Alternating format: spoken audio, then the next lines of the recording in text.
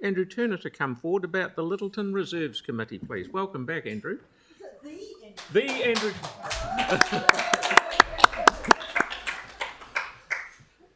So the first thing I would say is thank you for the particularly warm welcome.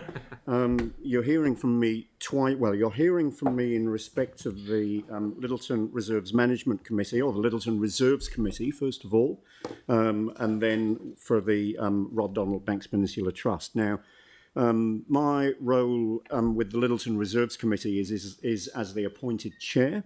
The community board appointed me to that role, and we're actually getting on beautifully with work in that reserve. We've got a number of community volunteers who are members of that committee, who give of their time both at the committee table and in the reserve for the good of the community. And this is one of a number of reserve management committees or reserves committees across the peninsula that do this work. It's something that we have on Banks Peninsula that Christchurch doesn't have. So very simple submission from me on behalf of the Littleton Reserves Committee. Thanks for the opportunity to submit. And in fact, we just had our very first meeting as a committee just as submissions were closing. So the brevity of this is because of that. Really, this is about funding. We request that funding for the Banks Peninsula Reserves remain at least at the current levels.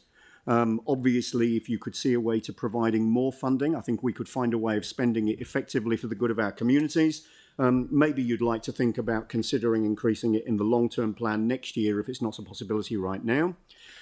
We request that funding for the Littleton Reserves in particular, and there are two of them, Urama just above the west side of Littleton, and then the Whakaraupo Reserve, which is above Cass Bay. They're the reserves that are the subject of the terms of reference of our committee. Please don't think about taking any money away from us there. And we request that the capital funding that's currently on budget for the diagonal track at the Urama Reserve, this is a project which has been on the books for a number of years, and because of earthquakes, COVID, other reasons, hasn't been able to be delivered. We're hoping, as a result of a meeting that we're having with Paul Devlin this evening, that we'll be able to come up with a plan to spend that money by the end of June. But if we can't, we request that that funding be carried forward to next year's budget so that we can deliver this long-standing project in the next financial year with the security of that funding. And that's really all I've got to say for the Reserve Management Committee. We are pleased to have the funding that we do, and we request that you don't interfere with that in any way unless you were thinking of increasing it. Thank you. Thank you, mate. Have we got any questions for Andrew on this? And then if we don't use all the time up, Andrew, we'll just let it roll into Rod Donald. Thank you very much. Is that all right? So, Tyrone, please. Kia ora, Andrew. Good to see you. And thanks for your submission. So as far as the reserves, so there are 15 reserves across the peninsula, as I understand it, who have a network of hundreds of volunteers. So I guess your understanding would be that council gets a huge bang for buck from the reserves management network for a very small amount of funding, really. I mean, that's how I would understand it. And would you agree with that? I would absolutely agree with that. This is something that we've got on the peninsula that Christchurch doesn't have.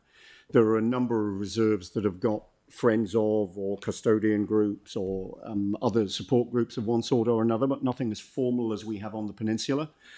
I do believe that the council gets bang for buck in terms of the triennial plan for the reserve that's worked up by the committee in collaboration with staff, the work that's actually done on the reserve in terms of track maintenance, in terms of planting days, and those sort of planting days and working bees involve far more volunteers than the people that are directly involved with the committee.